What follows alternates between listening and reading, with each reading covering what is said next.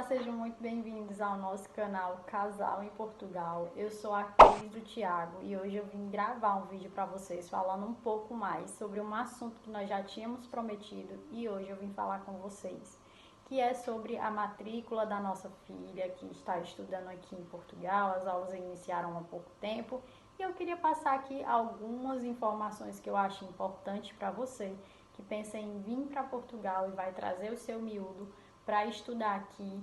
Se for o mesmo caso da Safira, que está iniciando o primeiro ano aqui em Portugal, essas informações são especificamente para você. Então fica com a gente, depois da vinheta eu te conto mais.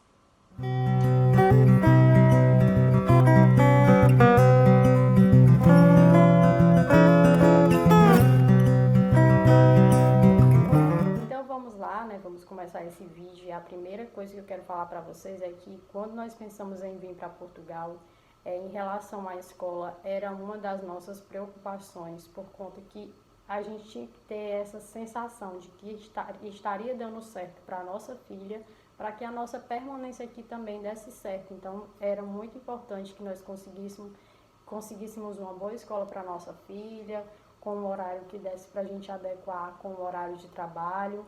Então, nós pesquisamos muito, estudamos muito, vimos muitos vídeos e hoje nós estamos aqui para compartilhar um pouco dessa nossa experiência com a nossa filha aqui em Portugal, como foi a matrícula, período de ano letivo, os manuais, um pouco de cada coisa.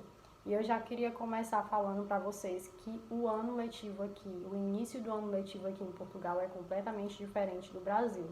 O ano letivo aqui se inicia em setembro e vai até junho, sendo que nesse período tem algumas pausas, tipo Carnaval, Páscoa, Ano Novo, Natal. Então, existe umas pausas aí, mas normalmente inicia em setembro e vai até junho, e depois as crianças entram em férias em junho e inicia um novo ciclo só em setembro novamente, certo? Não vou especificar datas e dias, porque acho que isso varia muito, então eu não vou especificar datas aqui para vocês, qual dia começa e qual dia finaliza, e qual dia são as pausas. Mas o mais importante é que vocês saibam disso. Inicia em setembro, termina em junho. Mas as matrículas iniciam-se em junho, período em que as crianças vão estar entrando de férias, vão estar iniciando as matrículas para que os pais renovem as matrículas das crianças que vão permanecer na escola ou que tenham a oportunidade de procurar uma nova escola. E aí, nós sabendo disso, nós nos programamos para vir nesse período, para que nós conseguíssemos pegar o início das matrículas. Chegamos um pouquinho depois, isso é uma verdade, mas graças a Deus nada que atrapalhasse, que nós conseguíssemos fazer a matrícula da Safira certinha e que ela tivesse a oportunidade de estudar numa escola mais próxima da gente. Quanto mais tarde você chegar, após as matrículas, você vai ter que aguardar que as escolas próximas tenham uma vaga. Caso não tenha, elas vão te disponibilizar para uma outra escola, que pode ser um pouco mais distante da sua casa, mas isso é uma verdade, o seu filho não vai ficar sem estudar, certo? Pode ser só que você não consiga uma escola mais próxima da sua casa, mas sem estudar ele não fica. Outra coisa que eu quero compartilhar com vocês é que o que nós fomos levar para fazer a matrícula da Safira, o que nos foi pedido, na verdade, para fazer a matrícula da Safira. No agrupamento de escola me pediram apenas o NIF da minha filha, o NIF do encarregado de educação, que no caso da minha filha sou eu, o passaporte meu e dela e o atestado de morada. Por quê? Porque a nossa filha ela veio fazer aqui o primeiro ano. Ou seja, no Brasil ela não era avaliada por nota, ela era avaliada por comportamento. Legal, bom, ótimo. Então isso não conta como nota, porque não é nota.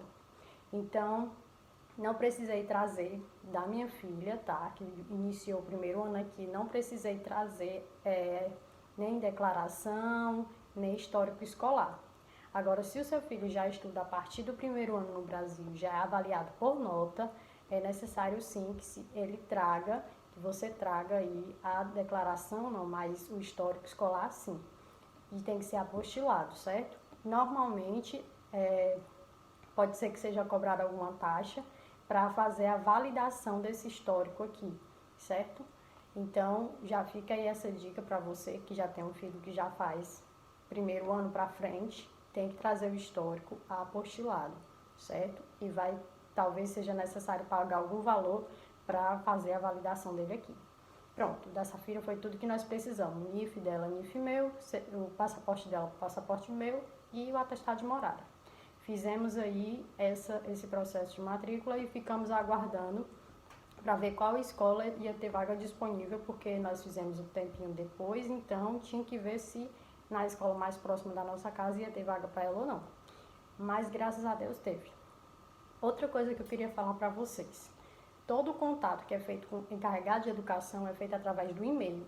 Então, se você que vai ser responsável pela criança, né, encarregado de educação, tem um e-mail ativo que você consiga visualizar sempre, porque toda informação que você precisa saber da escola do seu filho vai ser enviado para o seu e-mail. Até mesmo as plataformas que você vai utilizar para cadastrar o livro, cadastrar para pegar o manual, e a alimentação, tudo é através do seu e-mail que você vai receber as notificações. Então, não esqueça de colocar um e-mail que você realmente tem acesso. Quando é feita a matrícula, você recebe um e-mail confirmando a matrícula da criança, certo? Então, depois que fizemos esse processo, ficamos aguardando o início das aulas. E aí nós recebemos um e-mail, eu no caso recebi um e-mail falando que os vouchers dos manuais estavam liberados. Esses vouchers, eles são liberados para os pais, que os pais pegam esses vouchers gratuitamente, levam a uma biblioteca, uma livraria, na verdade, desculpa, a uma livraria que é parceira da plataforma, que no caso é a Mega, e lá você entrega os vouchers para eles e eles lhe dão os manuais gratuitos da criança. Só que esses manuais precisam ser devolvidos no final do ano letivo, certo? Então, recebe gratuitamente, porém, você tem que devolvê-los bonitinho, certinho, sem risco, sem rabisco, sem nada. Do jeitinho que você recebe, você tem que devolver. Outra coisa é a alimentação, que eu queria falar com vocês. Na escola da Safira, a Safira faz 3 alimentações. Pequeno almoço, que seria o nosso café da manhã no Brasil, o almoço e um lanchinho da tarde. E essas alimentações não saem do meu bolso, assim, né? Não é um custo que eu pago para ela fazer na escola. Essa alimentação é o município que entrega, que dá para as crianças da escola, no caso a Câmara Municipal, certo? Só que você também precisa fazer aí um cadastro também numa plataforma, que é a SIGA, e aí essas alimentações, dependendo do escalão, eu acho que é alguma coisa parecida com isso, eu não vou saber ao certo essa informação, só sei que para mim, para minha filha, não tem nenhum custo, certo? E aí você faz lá o cadastro nessa plataforma e você vai e faz as marcações das refeições da sua criança, que ela vai fazer na escola. E aí, durante toda a semana, tem um cardápio, né, que no caso que é uma emenda específica, super, como é que eu posso dizer, saudável, tá? Para o seu filho fazer essas alimentações na escola, certo? Outra coisa que eu quero comentar é que o horário de aula aqui também é diferente do horário de aula do Brasil. Normalmente as aulas iniciam às 9 da manhã e vão até às 3h45. Nesse caso, os pais que precisam entrar um pouco mais cedo e sair, as crianças entrarem um pouco mais cedo e saírem um pouco mais tarde, elas têm a opção de tentar aí um cadastro na ATL, que é um programa que existe, que eu não vou saber explicar muito bem, que os pais fazem esse cadastro, sendo que tem que fazer com muita antecedência, porque é algo que é muito concorrido, para que a criança entre um pouco mais cedo, tipo 7 horas, 8 horas, e saia um pouco mais tarde, 6, 7 horas. Isso vai depender muito de escola para escola, o horário que recebe a criança, o horário que entrega a criança. Então, eu estou dando assim uma base por cima. Não é o caso da nossa filha, porque o meu horário de trabalho é de 8 às 5 da tarde.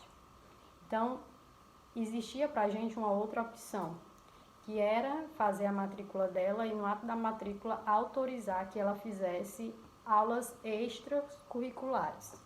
Que essas aulas extracurriculares aconteceriam no horário de 3h45, que é o horário que encerra as aulas normais, e vai até às 5h15, que seriam algumas atividades extra que ela faria, como, vamos dizer que, educação física, né, atividade física desportiva, música, esse tipo de atividade, que fariam no caso desse horário de 3h45 às 5h15. Então, para a gente foi mais interessante, porque como eu saio 5 e eu trabalho próximo de onde ela estuda, então é justamente o período de eu sair do trabalho e chegar na escola dela para nós irmos para casa. Então, nós fizemos isso. No ato da matrícula, nós autorizamos que ela participasse dessas atividades extracurriculares e após, quando as aulas iniciaram, a professora só reforçou que a gente queria que ela participasse com um documentozinho para a gente assinar autorizando. Então, o que acontece? A nossa filha entra 8h30, 9 horas e fica até as 5h15 na escola.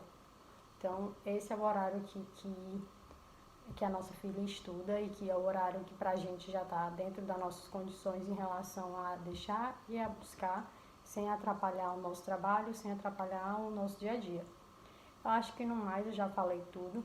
A plataforma dos livros, né, dos manuais é a Mega e a plataforma também da alimentação é a Siga, mas tudo isso vai ser direcionado para o seu e-mail, para que você tenha acesso e faça esse cadastro. É tudo muito intuitivo, muito fácil de utilizar.